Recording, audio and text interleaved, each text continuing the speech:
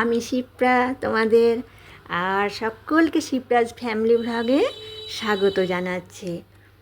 দেখো বন্ধুরা, আজকে আমি একটা রেসিপি বানাচ্ছি পেঁপে, আলু আর মাছ দিয়ে। সেটাই তোমাদের সাথে শেয়ার করছি। আর তোমরা দেখো, আমার সাথে থেকো। দেখো, আলুটা আমি প্রথম খোসা একদম ছাড়িয়ে নিয়েছি, নিয়ে তারপর লম্বা লম্বা করে ছুরির সাহায্যে কেটে নিচ্ছি।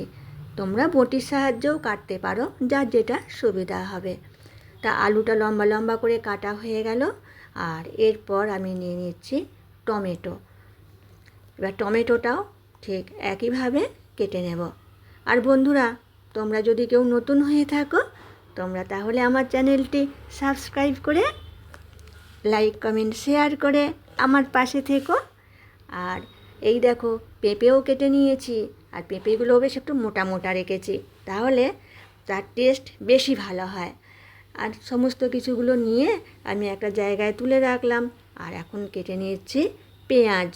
তা পেঁয়াজটা অল্প করেই কেটে নিলাম, দেখো। আর ছোট ছোট করে কুচিয়ে নিয়েছি। তারপর পেঁয়াজটাও আমি তুলে রাখলাম।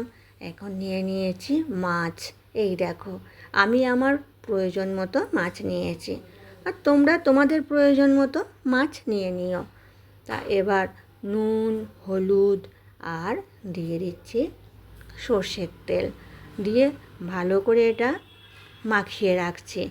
আর সর্ষের তেলটা দিলে তাও একটু তেলের মধ্যে যখন মাছগুলো ছাড়বো গরম তেলে, তখন একটু কম ফুটবে আর হাতে লাগার ভয় থাকবে না।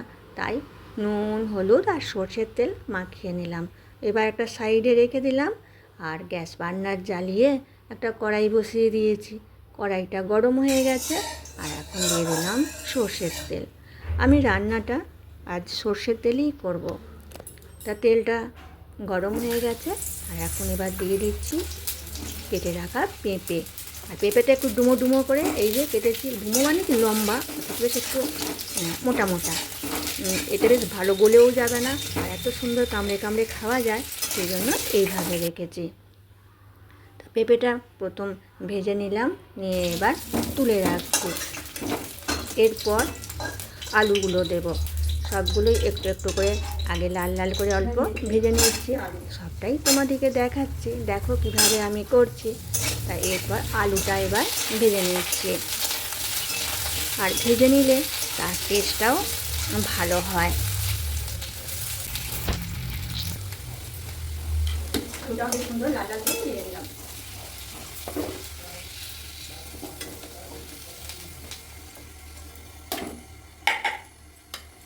কড়াইয়ে তেল,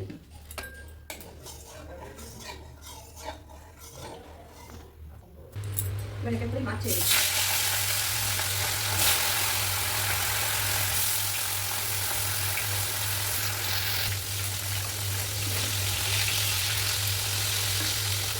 মাছটা খুব সুন্দর করে ভেজে ভেজে যাবে।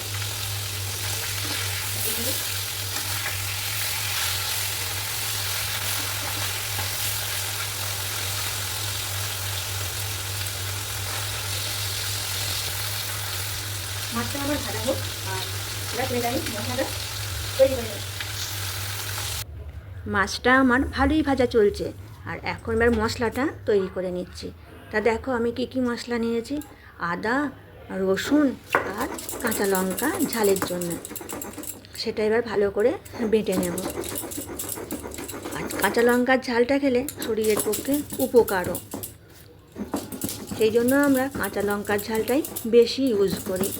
সেইভাবেই মশলাটা বেটে নিচ্ছি। ব্যাস, মশলাটা আমার বাটা হয়ে গেল।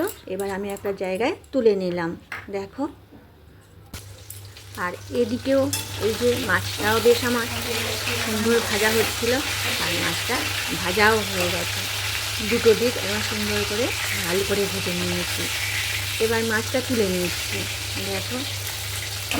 ব্যাস, একটা জায়গা নিয়ে তুলে রেখে দিচ্ছি। আর কড়াইয়ে দেখছি অনেকটা তেলও আছে। তা মাছটা এবার সরিয়ে রাখি বন্ধুরা। যে তেলটা আছে তার মধ্যে দিয়ে দিচ্ছি গোটা জিরে ফোড়ন। তারপর দিয়ে দিলাম পেঁয়াজ। পেঁয়াজটা ভালো করে নাড়বো যাতে কালো না হয়ে যায়, বেশ একটু লালচে লালচে করে ভাজবো। পেঁয়াজটা একটু লালচে লালচে হয়েছে, দেখো লালচে লালচে হয়েছে। দিয়ে এখন আরও একটু ভেজে নিয়ে আর একটু লালচে ভাব করে নিয়েছি, কারণ একটু কাঁচা কাঁচা ছিল।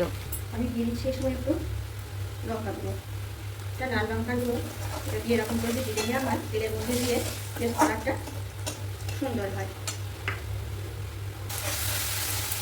দিয়ে দিচ্ছি যে মশলাটা করেছি সেই মশলাটা, আদা আর রসুন কাঁচা লঙ্কার পেস্ট।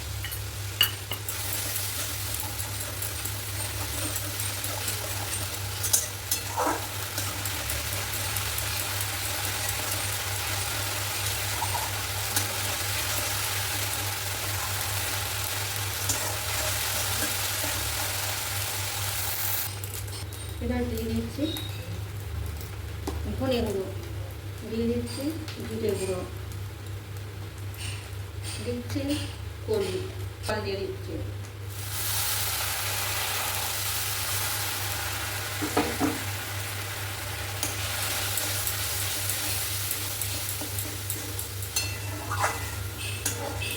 জল দিয়ে দিলাম, জল দিয়ে দিলে মশলাটা খুব ভালো করে এবার মিক্সড খাবে, আর শুকনো থাকলে ভালো করে কষানো যাবে না।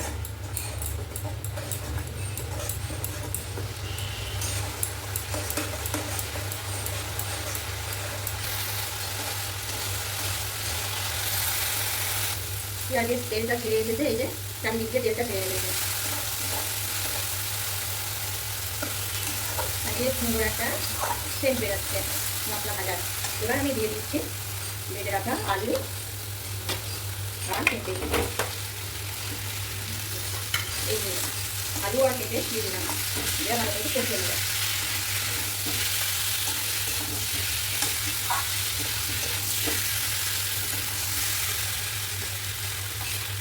এখন দিয়েছি পরিমাণ মতো লবণ,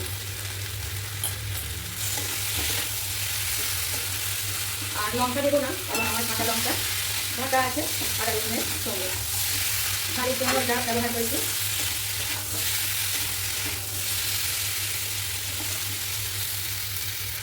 দিয়ে দিচ্ছি অল্প চিনি, একটু মিষ্টি দিলে টেস্টটা ভালো হয়, যে যেমন পছন্দ করবে সেটা যেমন দিয়ে নিলেই হবে।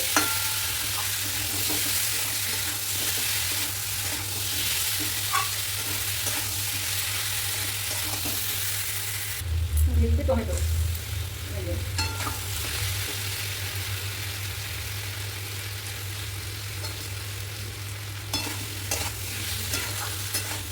ভালো করে নেড়ে নিলাম।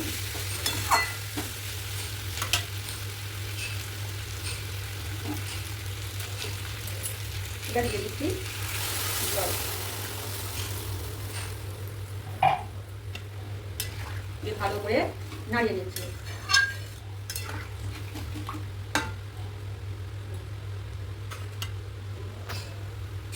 এবার একটা ঢাকা দিয়ে দিচ্ছি, সিদ্ধ হোক, ফিরে আসছি কিছুক্ষণ পর।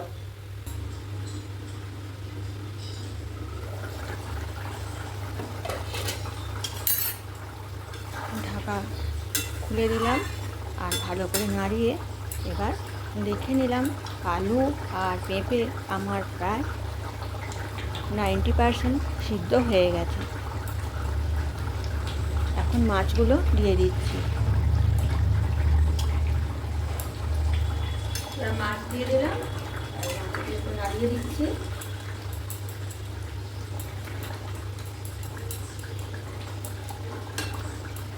মাছটা দিয়ে কিছুক্ষণ ফুটে গেলে নামিয়ে নেব, আর একবার একটু ঢাকা দিয়ে দিলাম।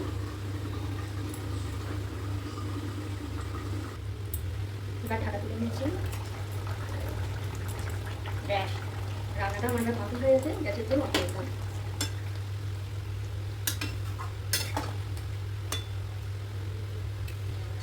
শেষে দিচ্ছি একটু গরম মশলা গুঁড়ো।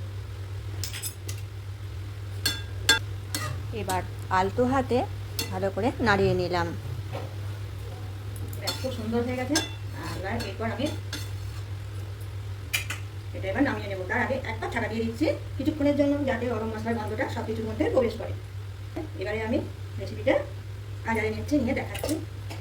বন্ধুরা কোথাও যেও না, তোমরা আমার সঙ্গে থাকো আর দেখো আমি তরকারিটা এবার একটা সার্ভিং প্লেটে নিয়ে নিচ্ছি, নিয়ে তোমাদেরকে দেখাচ্ছি কতটা সুন্দর হয়েছে।